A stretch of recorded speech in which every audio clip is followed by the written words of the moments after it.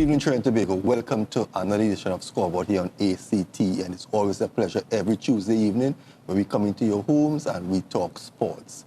I must say a big shout out to all my loyal viewers of this program. I know there are many of you all, sometimes I walk the street and the comments that, I get, I really appreciate you, the viewers.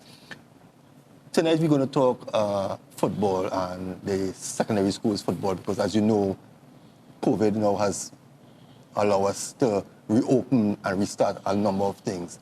And the Secondary Schools Football League is one of the football tournaments that we all eagerly, look forward to. So joining me on set is the president of the Secondary Schools Football League, Mr. Merere Gonzales, and he's going to talk us through and tell us his plans, what we can expect for a vibrant and a long awaited Secondary Schools Football League. It's a pleasure.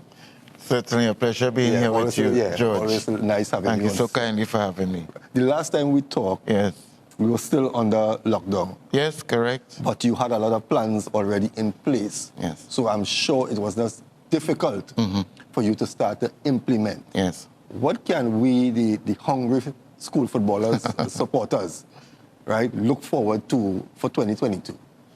Well, thank you very much. We, and when I say we, the president and the executive, along with the general membership, have been working very feverishly to ensure that the proper mechanism will be put in place to ensure that we also have a much anticipated and successful season come 2022 of September of this year. Now, having said that, it means that we are extremely elated with the lifting of the restrictions, because it means that issues such as the vaccinated to that of the non-vax, which would have remained a major issue, now seem to be given some level of leverage for us to accommodate both type of players, those who are vax and non-vax. That being said, we are presently in the midst of having continued discussion with numerous sponsors and partners who have been with us for some years, and even new entities that are interested in coming on board, affiliating itself with the Secondary School Football League.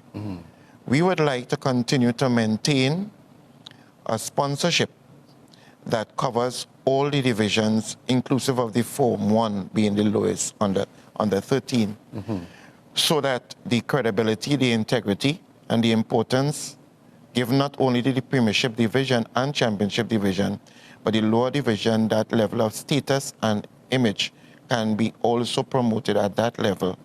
And that being said, there are a number of entities that are showing interest. We, however, will be working very meticulously, in particular to ensure that whatever agreement we arrive at, it will redound to the benefit of our student athletes who we are doing this for. Having said that, there are some slight changes that we will need to adjust and adapt to, which is, for example, after having concluded the ball juggling competition, of which Josiah Ochoa, the Form 3 student of St. Benedict's College, the inaugural and 2022 champion, first of its kind under the SSFL. Congratulations to him, as well as all the other participants who would have taken part in such a competition. Following that, we were supposed, or we were looking with the consideration to have a ball mastery competition in this off-season. Right. However, it was felt strongly that such a competition, the magnitude of it, we will reap more rewards if we were to do it within the season. Yeah. Why? Simply because coverage of media will be there. For example, Sportsmax, Digicel, etc. And therefore, within the games, which we are moving towards having double headers now, then there will be the opportunity for the participants to do it at to halftime compete or during the yeah, halftime yeah, period. yeah.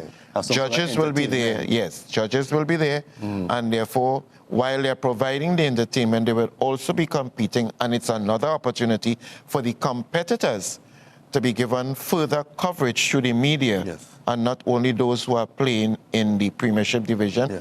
or the Championship Division. So that one is on stream to commence, God's willing, later on when we start in September. We will put a hold this year on the futsal, the inaugural futsal pilot project. Why? Simply because of the fact that with the restrictions being lifted, moving into the third term, and we do understand and empathize with the magnitude of responsibility and constraints and challenges that the principals of the respective schools that will have to try and embark on an event so soon with the influx of the entire school population. Right. It will be rather difficult for them. So we are holding on that, but certainly it is on the front burner to be done in the off season of 2023. Now, having said that, the AGM that was supposed to have been held last Thursday, it is really supposed to be held at least for the latest in the month of April of every year, annual general meeting. For lack of a quorum, we didn't have last week. We needed to have 33 out of our membership, or the number being 132. So we need to have a 25%, 33 persons. We fell short of that by a few numbers. So constitutionally, we'll be having that this coming Thursday, 9:30, virtual.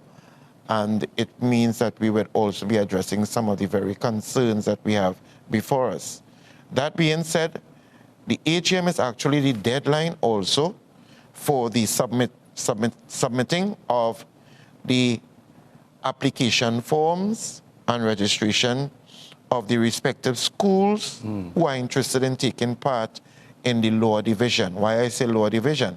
Simply because the championship and the premiership division have already basically been decided based on promotion and demotion of 2019, Right. which was our last season. So based on the present scenario, principals will be in the best position with their technical staff of the respective divisions in their school to determine if they have what it takes, players plus technical staff, to register for the Form 1, maybe the under 14 and under, 15 and under girls, Right. 16 and under boys, senior division 20 and under. That being said, so we have extended, or we have intention of extending the deadline to possibly maybe the first week in June. Okay. Which will put them, when I say them, the schools, in good stead better to be position. able, yes, to determine, yes, we are willing to go, and that will give us now a good gauge as an indicator as to know how many schools are now presently ready to take part in, for example, the under 14 or the under 16, which, by the way, continues to be our most populated age group, the 14 and under and the 16 and under boys. Not in any way to take away from the interest shown in the other age groups.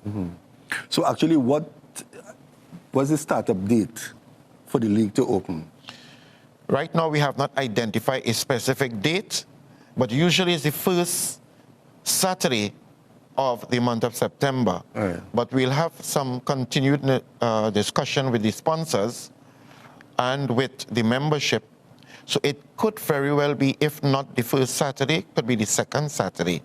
Why am I saying that? Because the intention for this upcoming season is to change the format slightly. There's an advantage in doing it this way. Now, while restrictions are being lifted, the health and safety protocols still remain intact. I was about to ask you about that. Right, still remain intact. So therefore, we have already formatted our proposal with to the relevant authorities concerning it. And rather than possibly have, and I'm referring now to the Premiership Division and Championship Division, in particular the Premiership Division, rather than having it in all the schools that are involved in the Premiership Division, we have identified 3 specific venues. Right, where it's better controlled. That's correct. Yes. So Hazley Crawford Stadium, Atto Boldon Stadium, the possibility of Manny Ramjan Stadium is under question because I don't know how durable it is or in a state of readiness. Yes, yes. If that is not the case, then we will possibly source a 3rd venue where the infrastructure, the mechanism, and the equipment of the broadcasting company will be placed there, and rather than have 1 game, we'll now have double headers. Yes. So then, what would have happened in the past? We'd have had a coverage of 1 Premiership Division game. Now we can have 2, which augurs well because more schools will have the opportunity to be promoted and more players. I think double headers is a great idea, and I think that my concern was there are strict protocols in schools. Yes. Right? So I was wondering how you're going to maintain that protocol with the students, because the safety of the students paramount is important. Yes. Right? Because you're going to have spectators coming in. Yes. Right? Now how are you going to make sure you separate the spectators from the players? Now, you can't do that in a school ground. Yeah. But in the stadium, nobody goes beyond the thing. Well, having said that, for the Premiership Division, certainly in the stadium, there will be better control of it because the nature of how our stadium is built. Nevertheless, we will be having the lower divisions. And it means that, therefore, we will have to ensure that proper mechanism be put in place, the infrastructure within the schools, that possibly the school ground be roped around for it. That being said, it means that we need to recognize that based on the responses of the respective schools, we will be able to indicate quite clearly how many schools will be participating in various divisions, and therefore we'll be able to identify the schools by which the games will be played. But to return to the point of the Premiership Division, we are focusing on having, and the Championship Division, having specific venues and having double headers. So then now even Championship Division schools will also have the opportunity of being broadcast. Well, the lower divisions, the games that is being played in the school, you already have a control, because remember, you have to test and everything before you enter the school, right? And the only thing I see in there is that you all can make it in such a way that you do not allow outside spectators possibly to come in. That's another option. Right? So it becomes easier because school A already tests to go to school and school B. So when you come together, you can do one final test again, and you don't have to study now spectators. That's correct. You understand? Because all it takes is one person to move, or you know how we operate, right? Now, I know we have to take a break, but when we come back, we want to still dive in and indulge in, what can we expect? Because I know that there's limited time from the time everything restrictions were lifted to now. Yes. So what kind of league are we expect to see in the sense of performance? Yes. Right? So we'll chat about that when we come back. Certainly. Viewers, we'll be right back after the short break. We're talking secondary schools football with the president, Mr. Merere Gonzales. We'll be right back.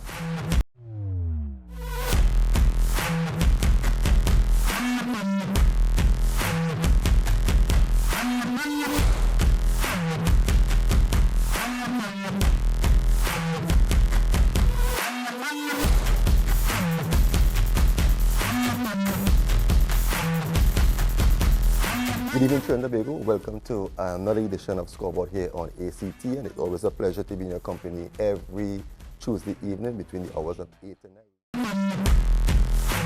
Welcome back, viewers. Welcome back, and you are viewing Scoreboard here on ACTN, and we are chatting with the president of the Secondary Schools Football League, Mr. Merere Gonzales, and we're talking about the 2022 SSFL League that will be launched soon. Before we took the break, we were talking about, protocols and the under 14s, which will be played in school. And I think it's a good idea, let's let them play without spectators, just for the safety of the children as they're the younger ones. Now, when we talk about the Premiership League, What sort of league are you expecting this year? Because, we have lost a lot of the footballers from 2019 who would have stepped up their game for 2020 and 2021. Yes. Didn't get a chance. Yes. So most of them might not be in school. Yes. Right? And then there was no school for 2 years, so no football was taking place. Are you expecting, a good quality, or maybe this year will be a year where we have to start rebuilding? I would suspect strongly that the quality would be of a reasonably high standard. Why? They'll be hungry for the 2 years that they lost. Why am I saying that? Because when I look at what I'm seeing in the Tiger Tanks under 20, the next level community under 19, which also feature about 3 players under 23, the hunger by which these players are showing their desire and their interest, the intensity of the game, it's as though that for the last 2+ years, Trinidad and Tobago being deprived of sports, in particular football in this case, that now the players are playing at a faster level and a more intense level, and you've seen it even in the Ascension League. Yeah. Where you also have some youth players there too, 17 years, 18 years, 19 years, who are still within the school system. So I suspect that the coaching staff of the respective schools in the Premiership Division, Championship Division would also be putting the groundwork with their players. I'm sure they will also be happy that a great deal of them will be involved presently now in this off-season with the Tiger Tanks and the Next Level Community League.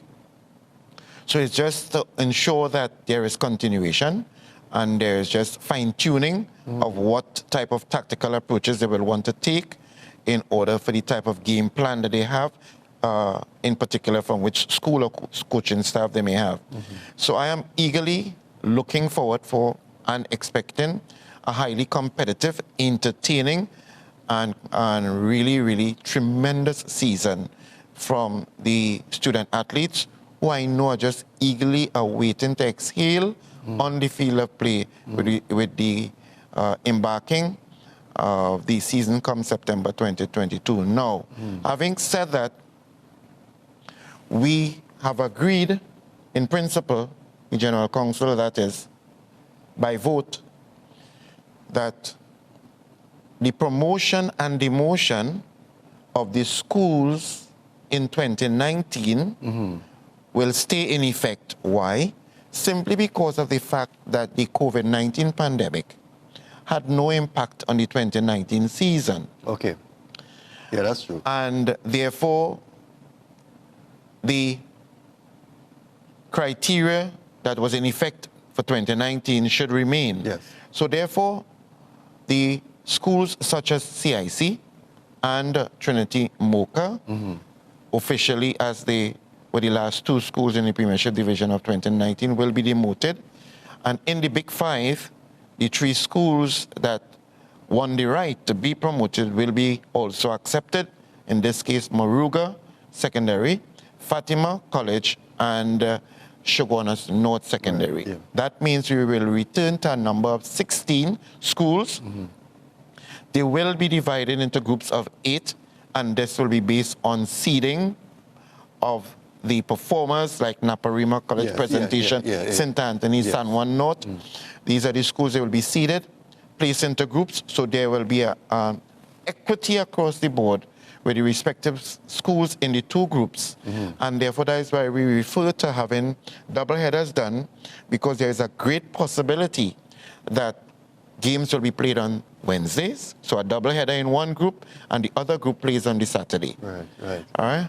But not continue here, but playing double headers, would that mean the season will be shorter?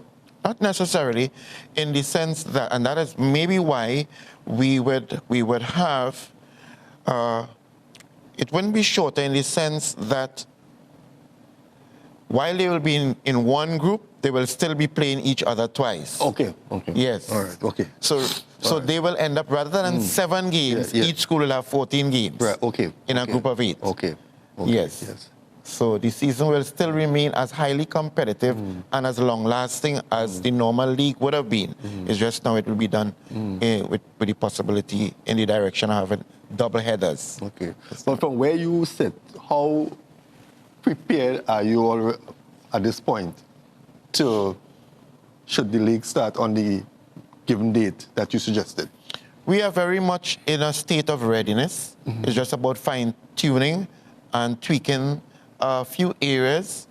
What is of paramount importance now is the responses and cooperation which we will expect will be given from the principals of the various schools as the head person within the school system to indicate to us as to the divisions that their schools will be participating in. We expect to have fixtures out, draft, that is, of the Premiership and Championship division somewhere around July, the first draft, and check on, see what is the status of it, and make the final draft of it, or the final product of it in the month of August. Now, that being said, all schools, as long as the final draft has been made, then you cannot withdraw. Or you could withdraw if you wish, but there's a penalty. Okay. And we wouldn't like to go down that road of the penalty, which means a suspension of 2 years, because it means that it throws everything off with the fixtures. So that's why you're given sufficient time to determine if you're in a position to participate or not. Want to skip on. Good. Yeah. So we are moving along the line there and crystallizing it. Now, one of the main intention now is that we would have had a sponsor for the first time, never before. So it was historic in 2019 to have sponsorship for all the divisions, from Form 1 up to the senior divisions, with Malta and Fruta. We're not too sure if there will be continuation of it with that specific entity, although we are still looking towards having discussion with them. If that does not materialize, then we move in the direction of possibly bringing other interested parties to cover that particular area. But it is always with the intention that all the respective divisions are given the level of sponsorship and the credibility along with it to show that, yes, not because you are Form 1, not because that you are the girls under 15, that you are in any way lesser than the Premiership and Championship. It's a form of motivating them too, because you don't want to be, okay, we just play, you understand? But once you get a sponsor, a sponsor brings something extra. You understand? And I have seen some of the under 14 games, and I tell you, they are exciting because you see some, and there's where you see the players who you know will be on the championship team. You know, you see them from that age. You see them materializing. You understand? And that's why it's important for us to also continue with the interzone competition, so that the winners of the respective age group now have a playoff against the other winners of the respective age group from the various zones. So then you see the quality of the best players being put to the forefront. And with sponsors being on board, I mean, it can only act to the advantage of their further mileage that they can get from it. Now, since your installation of being the president, actually, this will be the first year of active, football for you. You know, you did things, virtually, but this is the first year. How excited are you, to finally, get the real football on the field? Very, very excited. Because then the public will actually see what your vision and your plans are, the Serenity Prayer says that God grant me, the strength to accept the things that I cannot change. Courage to change the things I can, and wisdom to know the difference. And it is in this light, and you're quite correct about the dreams, the hopes, the aspiration.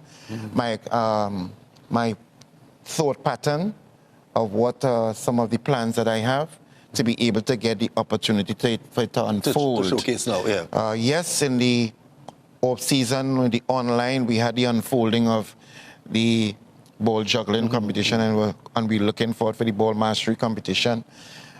We are also looking forward to, one of my plans is to have the educational webinars. That is going to be critically important. We are hoping, and I'm hoping with my plans with the SSFL, that this becomes an annual event, which means that we are not only prominent in the eyes of the public from September to December, but from January to December, which means from January to August, there is a calendar that we'll create where we'll have other SSFL activities that will be productive to the advancement of the student athletes. So for example, the educational webinars that we're looking to have is or are topics such as health and nutrition and performance, mental health and performance, injury prevention and cure of injuries, the amendment to the latest laws of the game, ethics in sports, dealing with the media, that's players with so public relations. relations. That is so important. Yes, to mention a few, and also more important, also to add to formatting a career pathway for those who wish to pursue football scholarships. So all that is in the making, along with coaching courses, and we'll also have a first responder / prevention injury course that will be certified so that all schools, just like the first responder that we have, it is compulsory. This is not optional. You must have someone from your school certified, just like we also have now the coaches must be certified.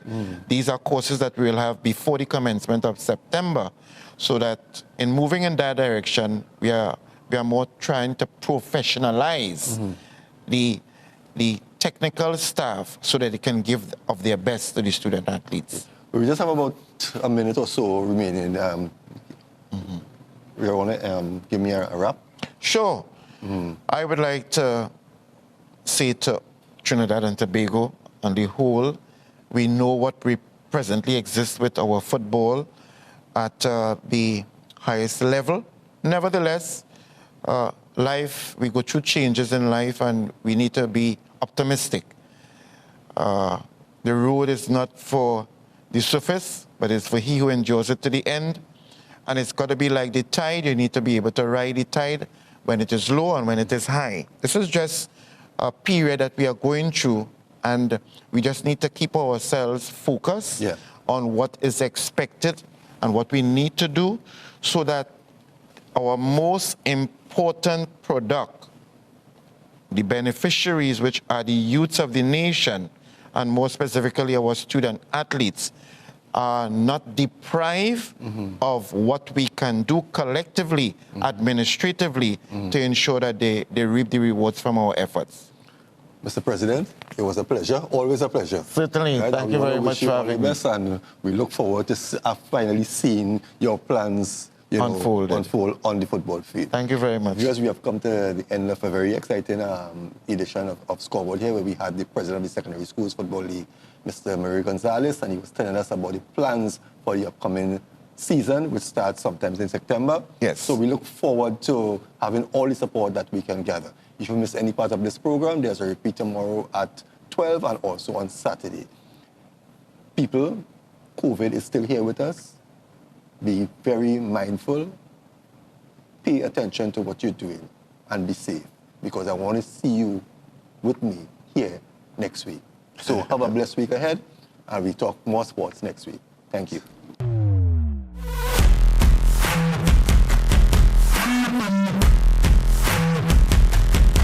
Thank you.